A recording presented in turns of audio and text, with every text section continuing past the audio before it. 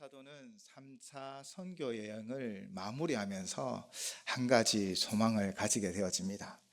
사도행전 19장 21절입니다. 이 일이 있은 후에 바울이 마게도냐와 아가야를 거쳐 예루살렘에 가기로 작정하여 이르되 내가 거기 갔다가 후에 로마도 보아야 하리라 하고 아멘. 바로 로마로 나아가야겠다라는 마음을 먹었죠. 수많은 선교 여행지를 다니면서 아마 바울은 이렇게 생각했던 것 같습니다. 이 세상의 중심이 지금 온 세상을 다스리는 로마이기에 그 로마를 복음화하면 이 로마의 복음화로 말미암아 구석구석까지 이 복음의 빛이 전파되어질 것이다 라는 이 꿈을 꾸기 시작했다는 것이지요. 그래서 바울은 이제 로마로 나아가기를 원합니다. 바로 예루살렘에 들렸다가 로마로 가고자 하는 그 계획을 가지기 시작하였지요. 우리의 삶의 의미가 무엇입니까?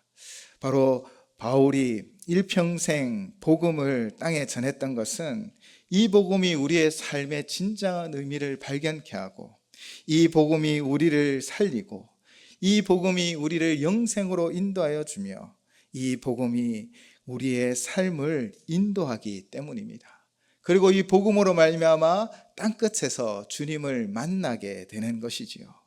그래서 바울은 이 복음을 정말 땅끝까지 모든 사람들에게 이 평안의 복음을, 이 기쁜 복음을, 이 생명의 복음을 전하기를 원했던 것입니다. 그래서 이 땅끝까지 전달되기 위하여 바로 이 로마를 목적지로 두고 이제 나아가게 됩니다. 그러나 우리가 저번 주 본문을 통하여 살펴보았듯 로마로 가는 길은 강을 따라 흘러가는 강물이 바다를 만나듯 순탄하지 않았습니다. 바울은 이렇게 고백하지요. 사도행전 20장 22절에서 23절 말씀입니다. 보라, 이제 나는 성령에 매여 예루살렘으로 가는데 거기서 무슨 일을 당할지 알지 못하노라. 오직 성령이 각 성에서 내게 증언하여 결박과 환난이 나를 기다린다 하시나. 아멘. 나는 무슨 일을 당할지 알지 못하지만 그러나 성령님이 각 성에서 성령의 감동으로 자신이 결박과 환난을 받을 것이다 라고 말하고 있다는 것입니다. 마치 쥐레밭으로 뛰어드는 심정이 아닐까 생각이 듭니다. 이렇게 결박과 환난이 있는 그것을 알면서도 왜 바울은 그곳으로 나아갑니까? 바울 사도를 사도행전 21장에서 만난 이들마다 이 성령의 감동으로 예루살렘에 들어가지 말라라고 계속해서 권면합니다. 왜냐하면 그곳에서 결박과 환난이 있다는 것을 성령님이 알게 하셨고 그래서 사도 바울을 말렸던 것이지요. 그러나 그는 묵묵히 그 길을 나아갑니다. 자신도 알고 주변 사람도 아는 그 험악한 길을 그는 오직 복음 전파를 위하여 나아가는데 그 힘이 어디에서 나왔을까요? 그 이유는 무엇입니까? 사도행전 20장 24절로 그는 이렇게 고백합니다. 내가 달려갈 길과 주 예수께 받은 사명 곧 하나님 은혜의 복음을 증언하는 일을 마치려 하면은 나의 생명조차 조금도 귀한 것으로 여기지 아니하노라. 아멘. 받은 사명이 있다라는 것입니다. 사실 죄인 중에 개수 바로 바울 자신이라고 고백하지 않았습니까? 바울은 예수를 믿는 모든 자들을 감옥에 가두려고 하고 스데반 집사님이 순교당하는 그 순간 그 곁에서 그들의 옷을 지키며 그것이 옳다고 한 사람입니다. 그러나 하나님이 그를 불렀죠. 부활하신 예수님이 그를 만났습니다. 그리고 그 인생의 사명을 통하여 삶의 의미를 주고 삶의 분명한 목적을 주었지요. 그래서 바울 사도는 이것이 자기 인생의 최고의 목적이기 때문에 이것을 생명을 아끼지 않고 전파하기로 다짐하며 그 험난한 길로 나아가기 시작합니다. 그렇게 사도행전 21장에서 이 3차 선교여행을 마무리하고 바로 예루살렘에 도착하였죠. 그런데 예상대로 예루살렘에 큰 소동이 일어났습니다. 작은 오해로부터 시작되었지요. 그 오해는 바울 사도가 이방인을 이 성전 안으로 함께 들어갔다라는 것입니다.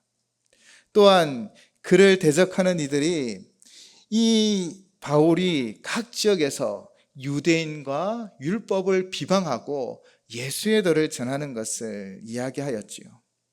선민의식으로 똘똘 뭉친 유대인들의 자존심을 건드린 것입니다. 바로 유대인들을 넘어 이방인들까지 하나님 말씀이 선포되어지는 것에 그들은 분노하기까지 했던 것이지요.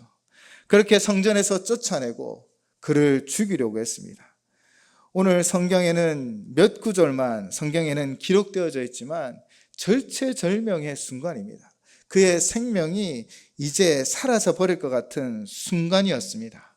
그러나 하나님은 그 오묘한 손길로 바로 그 당시 그 지역의 지도자인 이 로마의 천부장의 손으로 그 생명을 보존시키지요. 흥분한 사람들이 천부장과 군인을 보자 그 치는 것을 멈췄다라는 것입니다. 이 상황을 바라보면서 이렇게 해석하기도 합니다. 이전에도 예루살렘은요, 크고 작은 소동들이 있었습니다. 특별히 종교적인 이유로 늘 반역을 꾀하는 시끄러운 도시였지요. 여기서 또 소동이 일어나면 당연히 지금 이 지역의 치안을 맡고 있는 이 천부장이 질책을 받을 것이기 때문에 소동이 일어난다는 소식에 초기에 재빠르게 진압하려고 하여 급하게 등장했다는 것이죠. 그래서 이 위기의 순간에 바로 바울 사도의 생명이 보존되었다는 것입니다. 저도 동의합니다. 분명 그런 이유가 있었을 것입니다. 천부장으로서 공적이 있어야 하고 또 자기의 자리를 지키기 위해서는 무엇인가 그가 지키는 도시가 안전해야 하는 것이지요. 그러나 이 이유만 있었던 것이 아닙니다. 어쩌면 더 깊은 이유가 있습니다. 이 상황을 이용하여 하나님은 이 천부장을 이용하여 바로 바울의 생명을 보존하려는 것이었지요. 흥분한 유대인들이 진정할 수 있는 그 대상은 바로 그 당시 가장 힘이 센 천부장이기 때문일 것입니다. 그렇게 하나님은 천부장을 급하게 그곳에 보내어 바로 바울의 생명을 보존하여 주신 것이지요. 그에게 주신 사명을 이루기 위하여 바로 로마도 보아야 하리라는 그 꿈을 이루기 위하여 하나님은 천부장을 움직여 주셨다라는 것입니다. 사랑하는 성도 여러분, 하나님은 하나님의 사명을 우리가 이루도록 우리의 삶을 다스려 주시는 줄을 믿습니다. 비록 천부장은 자신이 이 소동을 재빠르게 진압하여 공적을 쌓기 위한 이유였는지 모르겠지만, 그러나 하나님은 그것을 이용하여 바로 이 바울의 생명을 보존하였듯 하나님은 세상의 많은 것들을 다스리시고 움직이시며 그것을 통하여 우리를 지켜서서 협력하여 선을 이루게 하여 주실 줄을 믿습니다. 그렇게 소동에서 구출된 이후 잠시 시간을 내어 바울 사도는 천부장에게 이 유대인들에게 자신을 변호할 수 있는 시간을 달라고 합니다. 그 시간을 얻어 바울이 무엇을 이야기합니까? 자신은 원래 하나님 앞에 특별한 사명감을 가져서 예수의 도를 따르는 이들을 잡아 가두었고 스데반이 순교당할 때 그것을 동의한 사람이었다 라고 말을 합니다. 그러나 그가 다메섹에서 부활하신 주님을 만났다라고 간증합니다. 바로 주님이 부활하셨다라는 것을 증거한 것이지요. 그리고 자신을 부르셨고 자신을 통해서 유대인뿐 아니라 이제는 이방인으로까지 이 복음이 전파되게 합니다라고 그들의 앞에 간증하고 증거하며 설교하기 시작했습니다. 그러나 이미 복음을 거부한 유대인들은요, 그 이야기를 듣고 더 큰 위협으로 이 바울의 생명을 해하려고 합니다. 그때 천부장은 그의 생명을 보호하기 위하여 영내로 그를 이동시키고 천부장은 바울 사도를 채찍질하고 신문하라고 합니다. 그러나 그때 바울이 이야기하지요. 바울은 천국 시민권을 가진 천국의 시민입니다. 그리고 이 땅에서 바울이 가지고 있는 시민권이 하나 더 있었지요. 바로 로마의 시민권이었습니다. 바울은 로마 시민이었습니다. 이 로마 시민은요, 그 당시 권력이 있고 힘이 있었습니다. 로마 시민은 죄를 밝히지 않고는 결박하거나 신문하는 것이 있어서는 아니 됩니다. 결국 로마 시민이라는 것을 알게 된 천부장은 겁을 먹기 시작하지요. 그리고 이제 다음 날 천부장은 정말 이 일이 무엇 때문에 일어난지 알기 위하여 바울과 함께 이 예루살렘 공회에 나옵니다. 그러나 그 안에 있던 사두개인과 바리새파들, 그 사리새인들이 이 부활과 천사의 문제 때문에 자중질환이 일어난 것이지요. 또 흥분한 유대인들 때문에 이 바울 사도를 보호하기 위하여 다시 천부장은 바울 사도를 영내로 데려오게 되어집니다. 이 사항을 바라보면서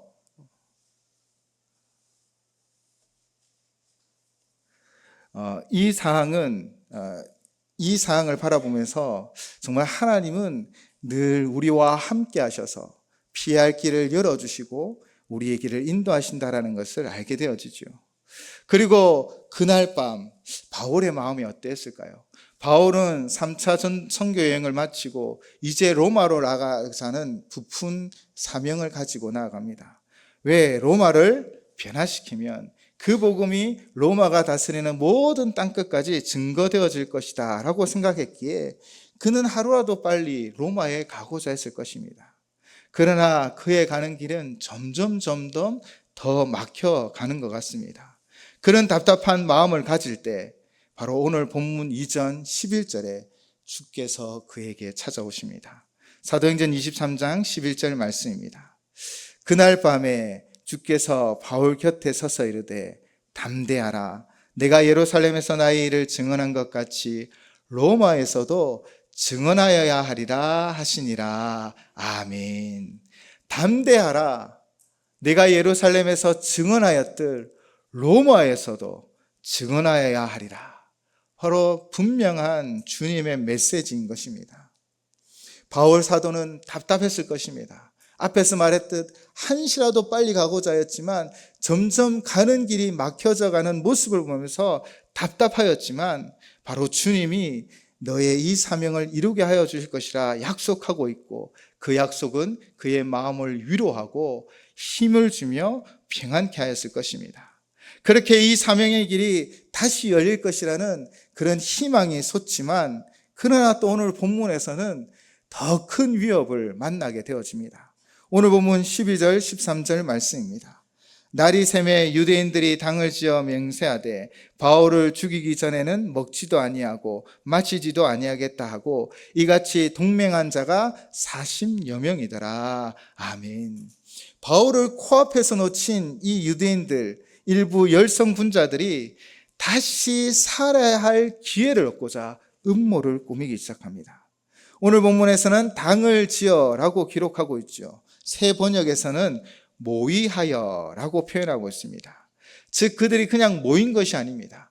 모여서 음모를 꾸미고 계획을 만들어 성공하고자 하고 이것이 성공하기 전에는 아무것도 먹거나 마시지 아니하겠다라고 맹세하였다라는 것입니다. 이렇게 식음을 전폐하며 맹세한 자들이 몇 명이라고요? 40여 명이 바울의 생명을 노렸던 것입니다. 그들은 14절에서 대제사장들과 장로들에게 가서 이 사실을 말합니다. 사실 대제사장들과 장로들은 이 음모에 가담하게 되어지지요. 그들은 선한 양심대로 행하는 바울을 죽이는 이 일에 동참하게 되어집니다. 그들이 바울을 죽이기까지 식음을 전폐하였다라는 것을 맹세하였다는데 이 맹세라는 단어는 12절, 14절 그리고 22절에 3번이나 반복되어 기록되어져 있죠. 이것은 그들의 강한 의지를 표현하고 있습니다. 맹세하다로 번역된 헬라어는 아나데마티조라는 단어입니다. 이 맹세하다라는 단어 안에는요 저주를 받다라는 의미가 포함되어 있습니다. 즉 이 사람들이 맹세했다라는 것은 어떤 의미냐면 만약 이 계획이 실패하게 되어지면 우리가 하나님의 저주를 받아도 마땅하다라는 강한 의지를 나타내는 것이지요. 이전에는 단순히 흥분한 유대인들로부터 위협을 당했다면 이제 바울을 죽이지 않으면 자신이 저주를 받겠다라고 맹세한 자들이 기다리고 있다는 것입니다. 그들의 계획이 무엇이었습니까? 15절입니다.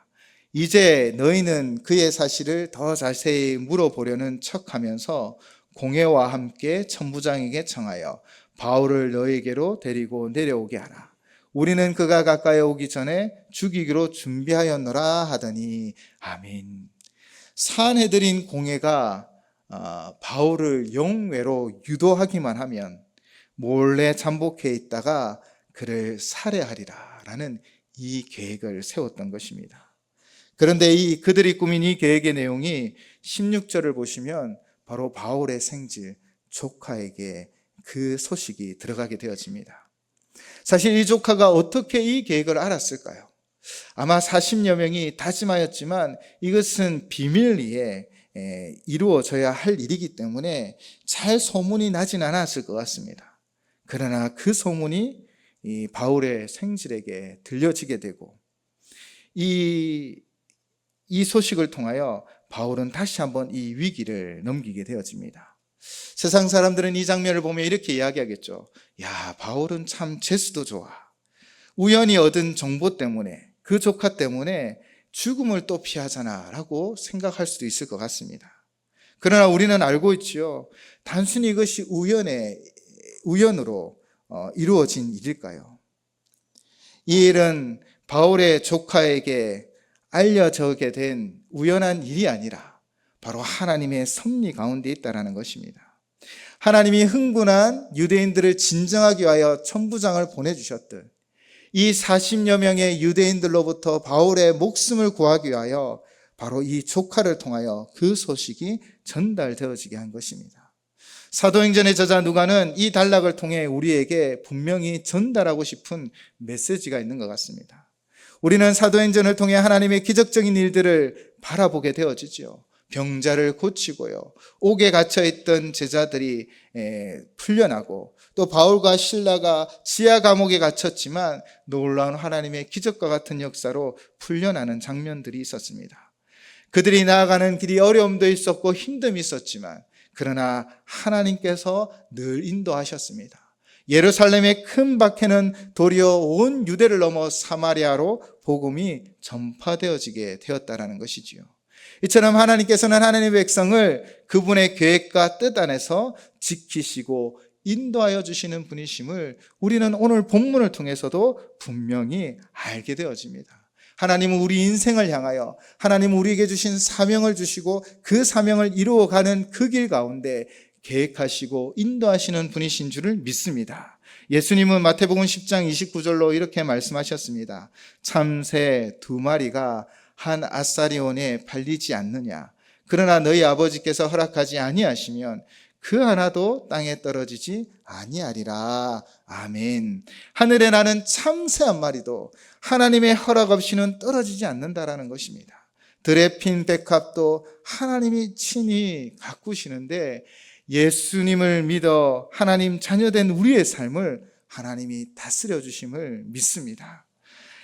그러므로 이러한 하나님을 믿는 이 믿음 가운데 살아가는 것이 우리의 참 믿음의 삶이지요.